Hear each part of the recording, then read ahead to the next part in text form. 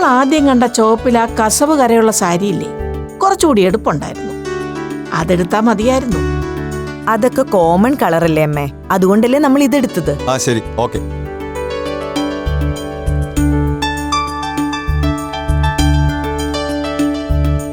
ആ പിന്നെ നാളെയോ മറ്റന്നാളോ ലോക്കറിൽ നിന്ന് കുറച്ച് ആഭരണങ്ങൾ കൂടി എടുത്തു വെക്കണം. എന്തിനാ അമ്മേ? അതിന്റെ ഒന്നും ആവശ്യമില്ല. ഇതൊക്കെ തന്നെ ധാരാളം. തന്നെയല്ല, അവർക്കങ്ങനെ ആർഭാടത്തിലൊന്നും വലിയ കമ്പോ ഇല്ലെന്ന് കിഷോർ പറഞ്ഞത് അമ്മയും കേട്ടതല്ലേ? അങ്ങനെ പറയുന്നത് അവരുടെ മര്യാദ. പക്ഷെ എന്ന് വെച്ച് നമ്മുടെ കൊച്ചിനെ വെറുതെ കൊണ്ടുവന്ന് നിർത്താൻ പറ്റില്ലല്ലോ.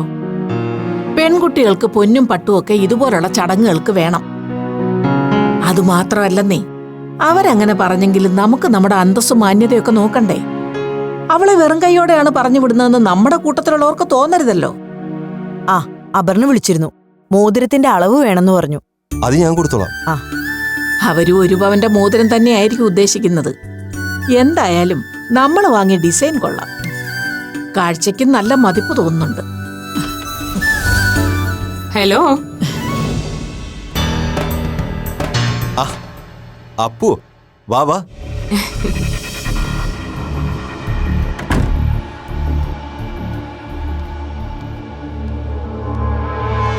എന്താണ്, എല്ലാരും കൂടി വല്ല സീരിയസ് ഡിസ്കഷനും ആണോ?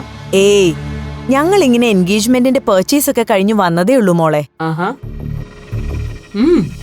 ഗംഭീര ഷോപ്പിംഗ് ആണല്ലോ നടന്നത്. ആഹാ, ഇതാണോ മണവാട്ടി ഉടുക്കുന്ന സാരി? എങ്ങനെയുണ്ട് അപ്പു? കൊള്ളാം, നല്ല സ്റ്റൈലായിട്ടുണ്ട്. ഈ സാരിയിൽ മണവാട്ടി പൊളിക്കും.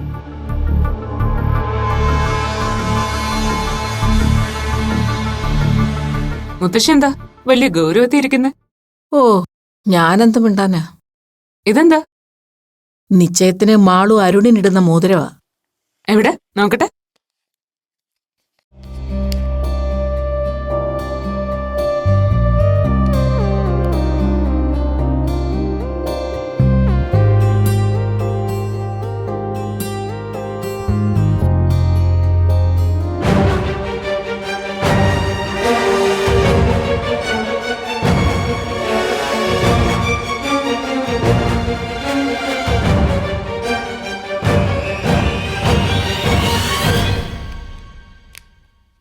അല്ല, എൻഗേജ്മെന്റിന് എനിക്കൊന്നും വാങ്ങിയില്ലേ?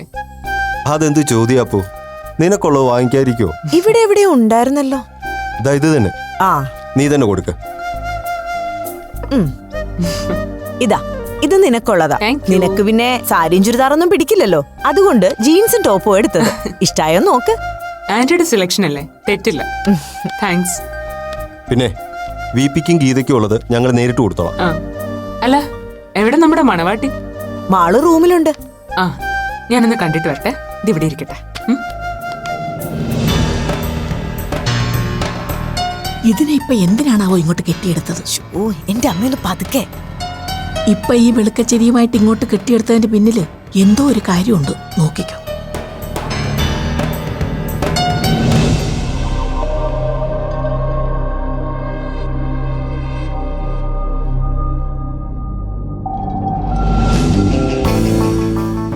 Excuse me. എന്താണ് മാളവിക മുരളി, പകൽക്കിനാവിൽ മുഴുകിയിരിക്കുകയാണോ? നീ എന്തെങ്ങനെ ഗ്ലൂമി ആയിട്ടിരിക്കുന്നു? എങ്ങോട്ടും പോവാൻ തോന്നിയില്ല. എന്ത് കോലാടി ഇത്? മുഖമൊക്കെ ഒരുമാതിരി കറുത്ത് കരുവാളിച്ച്. പാർലറിൽ പോയി ഒന്ന് ഫേഷ്യൽ ചെയ്ത് മെനയായിക്കൂടെ നിനക്ക്? നാളെ കഴിഞ്ഞ് നിന്റെ എൻഗേജ്മെന്റ് അല്ലേ? ചെറുക്കന്റെയും കൂട്ടുകാരുടെയും മുമ്പില് നീ ഈ കോലത്തിലാണോ നിക്കാൻ പോകുന്നത്? കഷ്ടം. ആ അരുൺ പാക്കറിന്റെ പെങ്ങള് നാക്കിന് ലൈസൻസ് ഇല്ലാത്ത പാർട്ടിയാ. അനിയൻ കെട്ടാൻ പോകുന്ന പെണ്ണ് ഭൂലോക സുന്ദരിയാണെന്നായിരിക്കും അവര് റിലേറ്റീവ്സിന്റെ അടുത്തും ഫ്രണ്ട്സിന്റെ അടുത്തും ഒക്കെ തട്ടിവിട്ടിരിക്കുന്നത്. അവരുടെ പ്രതീക്ഷയ്ക്കത്ത് ഉയരാൻ പറ്റിയില്ലെങ്കിലും ആ പാവത്തിനെ നീ നിരാശപ്പെടുത്തല്ലേ പൊന്നെ.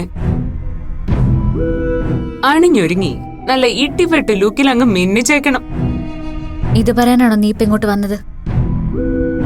എന്തിനാ അപ്പോ നീ എന്റെ മുന്നിൽ ഇങ്ങനെ അഭിനയിക്കുന്നത്?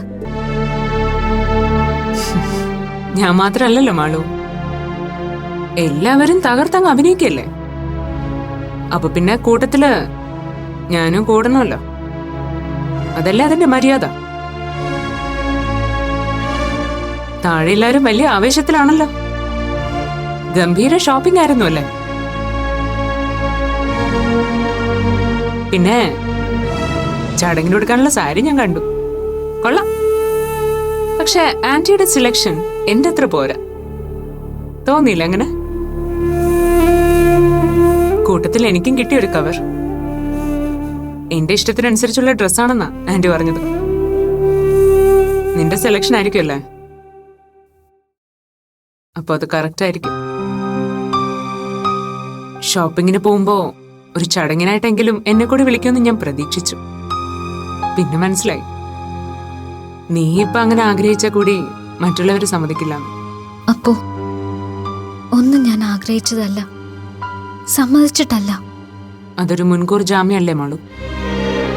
ഇന്നത്തെ കാലത്ത് ഒരു പെണ്ണിന്റെ ഇഷ്ടമോ സമ്മതമോ ഇല്ലാതെ അവളുടെ എൻഗേജ്മെന്റോ വിവാഹമോ നടത്താൻ ഒരു വീട്ടുകാരും ധൈര്യപ്പെടില്ല. നിന്റെ ഇഷ്ടങ്ങൾക്കും താല്പര്യങ്ങൾക്കും ഈ വീട്ടിലൊരു സ്പേസ് ഉണ്ട് താൻ. എന്നിട്ടും ഈ പ്രപ്പോസൽ ഇത്രത്തോളം വളരണമെങ്കിൽ അത് നിന്റെ മൗന സമ്മതത്തോടെ തന്നെയല്ലേ മാളു? അല്ലെന്ന് നീ എത്ര തവണ ആണയിട്ട് പറഞ്ഞാലും സത്യം അതാണെന്ന് എനിക്കറിയാം. ഒന്ന് ചോദിച്ചോട്ടെ, അരുൺ ഭാസ്കറിനോടുള്ള ഇഷ്ടം കൊണ്ടോ അതോ എന്നിൽ നിന്ന് രക്ഷപ്പെടാൻ വേണ്ടിട്ടോ?